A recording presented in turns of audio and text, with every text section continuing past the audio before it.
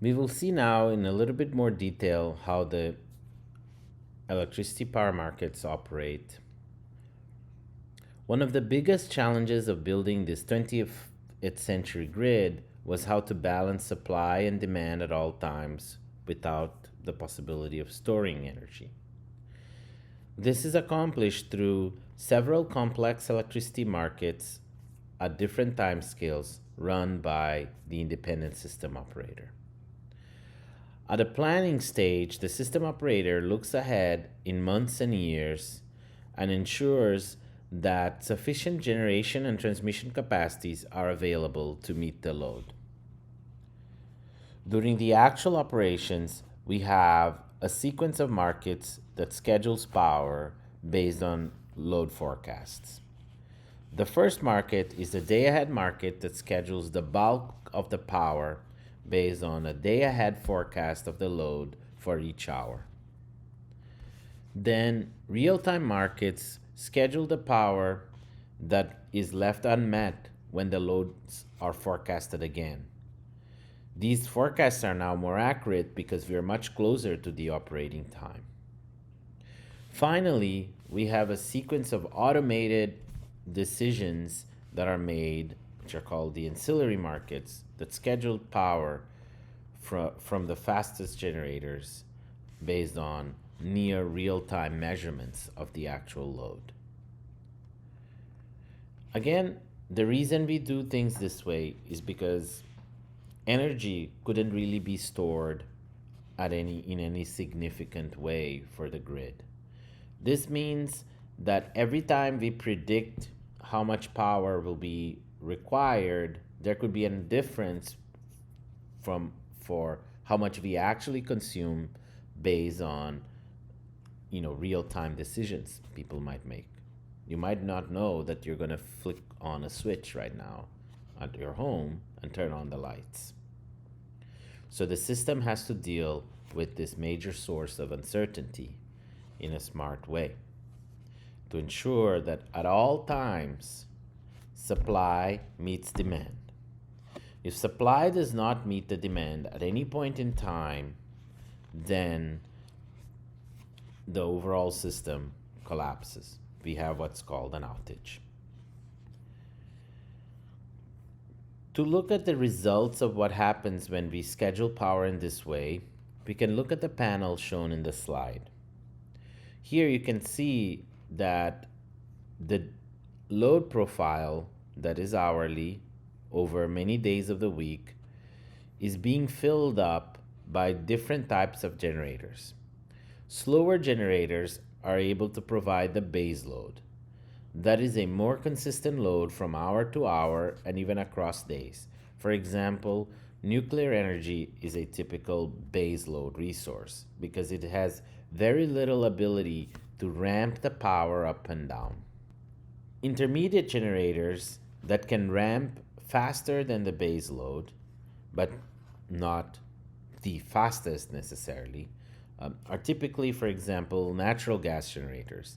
They help you build the profile, as you can see here, as power ramps up in the morning and we reach the peak at some point in the day, and then it decreases in the evening towards the night. And finally, we have peaker generators. These have the fastest response and they are utilized to mostly fill in the consumption at the peak. They have to ramp up and down quickly as compared to the remaining generators. These generators, according to their capacities, baseload, intermediate, and peak, will be restricted in which markets they can participate. All of them can participate in the day ahead markets, but real time markets, the only generators that can participate in these real time markets are typically our intermediate generators and peaker generators. You can see that in the figure, we also have what's called a reserve margin and a dotted line that represents the total available capacity in our grid. The total available capacity is the sum of the capacity of all the generation that we have. If at any point in time the demand was above the total available capacity, we will not be able to satisfy it. So in the planning stage, we ensured already that this total available capacity is going to exceed significantly the actual demand that we expect. The reserve margin is really the difference between the total available capacity and the expected peak power that we have for the load. We call it a reserve margin because this margin depends on our prediction of the peak load. If we predict incorrectly and we schedule the total available capacity, or we ensure the total available capacity was just at our prediction, that could result in a problem, because if more power was demanded and we will not have the capacity, and that would result in an outage. So we typically ensure there is a margin to accommodate the uncertainties in our prediction. Now let's look in a little bit more detail how the actual day ahead market works in the grid. So the first step is that the independent system operator receives generator offer curves and hourly load forecasts at different nodes from the utility. These are shown here in the picture. Generator offer curves are essentially the cost functions of the different generators. They tell you how much you have to pay for that generator to generate a certain amount of power. The forecasted load curves are the hourly predictions of the demand at every node in the transmission network where we have demand. Remember, those nodes corresponds to entire substations, which typically corresponds to entire cities or very large neighborhoods in our grid. Once all of this information is received, the independent system operator runs an optimization problem called the optimal power flow problem. In this optimization, the optimization variables are the hourly power production of each generator, and those are decided in a way that they minimize the total generation cost so that the total power generated satisfies the total demand. So this is called the power balance equations. But that power balance is not enough because, as we saw before, we have transmission constraints. Transmission lines can get congested. So we need to include a way to ensure that as power flows through the network from the generators to the load, those transmission lines don't hit congestion. In addition, we can also include constraints to ensure that voltages are within acceptable bounds for our operating requirements. The final optimization problem is then minimize the total cost of power generation subject to power balance, which is given by a set of physics equations called the power flow equations that explain how power flows through the network, and as well as subject to transmission congestion constraints and voltage constraints. As we resolve this problem, we can, in the end, determine the electricity prices and how much each generator has to generate for each hour. Electricity prices in the grid are called the locational marginal prices, or LMPs. They are prices given for every node in the network for each hour. Why do we have such locational marginal prices? Let's just start about thinking on a grid that had just a single node. In that single node, we have generators and a host of generators and one demand. To meet that demand at minimum cost, we would actually try to minimize the sum of the total cost of the generators, the supply, so that it meets the load. If you solve this problem, the electricity price would correspond to the marginal cost of all of the generators to meet this demand. In fact, economics says that at the optimum, the marginal cost of all the generators would be the same, and that marginal cost is the price of electricity. Now, in the case of a power network, because we have congestion, not every generator is able to supply power to every node. If it sits behind a congested transmission line, then it's not able to supply power. So different nodes in the network will be satisfied by power generated from different generators.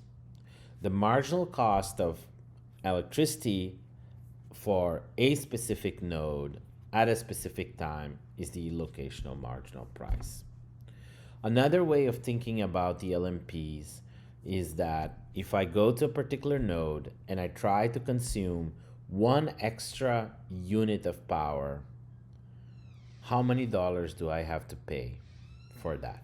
Which generators need to be, their production needs to be increased so that that can be satisfied. You can see here in the picture a plot of the day ahead electricity market prices, the hourly prices for the PJM market in 2012. As I mentioned before, the day ahead market or bulk power market is run 24 hours in advance from the actual consumption. In fact, all the 24 hours of the next day are decided by 5 p.m. on the previous day. But as you do that, you're dependent on the accuracy of your load forecast in terms of how much power you schedule.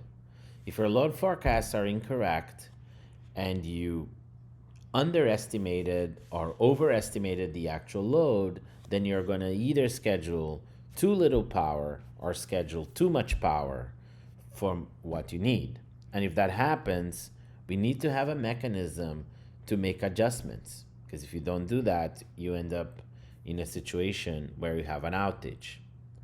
So the way the independent system operator handles this problem is that they set up one more market, the real-time market. This market is run an hour in advance from each operating hour. And there, generators that can respond quickly enough can send their offer curves, and an optimal power flow is solved to then schedule these generators, resulting on this so-called real-time electricity prices. These prices tend to be higher than the day-ahead prices because the only generators that are able to participate are faster generators, and they are typically more expensive. But one thing that's very important to remember is the real-time market only schedules the residual amount of power from the day-ahead market.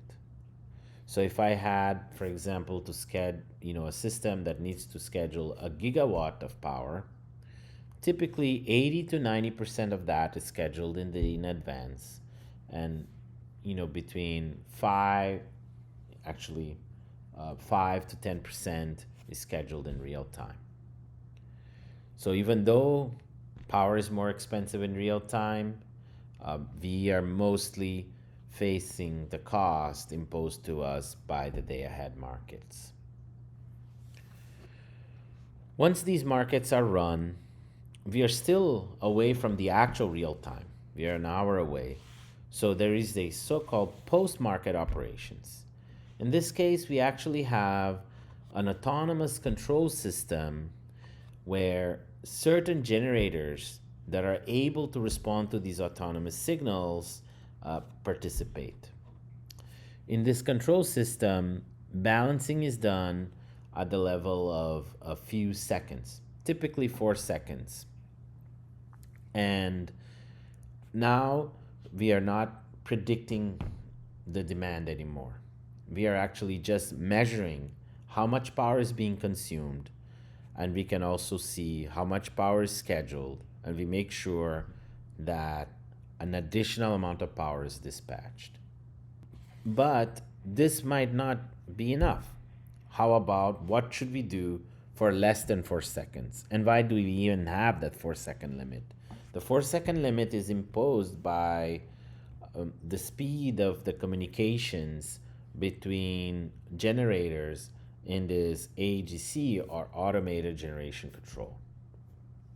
When we go below 4 seconds, we start to rely entirely on the physics of the power system to finally balance the grid. The typical way this is done is by looking at the frequency of the sine wave, of the voltage sine wave at every node. If that frequency is below our set target of 60 hertz, it means that demand is higher than the supply. You can see here in the balance, it will push the demand down, supply will go up. And as generators detect that the frequency is below 60 hertz, they speed up and increase the amount of power they can supply. In the same way, if we have more supply instantaneously than the actual demand, the frequency tends to go higher. And so as soon as generators detect that condition, they slow down and try to bring the frequency back to 60 hertz. This whole process is called the frequency regulation, and it's entirely autonomous and dependent only on local measurements.